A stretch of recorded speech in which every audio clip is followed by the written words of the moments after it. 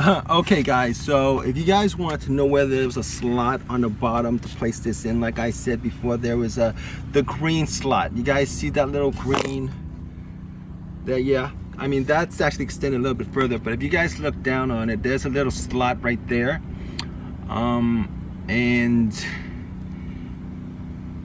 Yeah, I mean there's a little slot on that little plastic guard, but there's a little slot on the I believe it's the under control arm. There's a little slot for that too. So you guys just want to place it there, and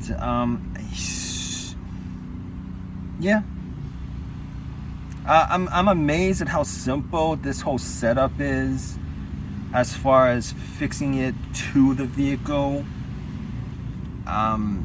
I am really amazed at how simple it is. I mean, it's held together on the top by a plastic nub.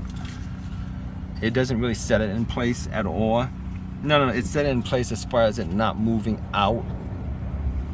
And as far as the bottom part is concerned, that's pretty much it. It's not like 100% stabilized with like screws and stuff like that.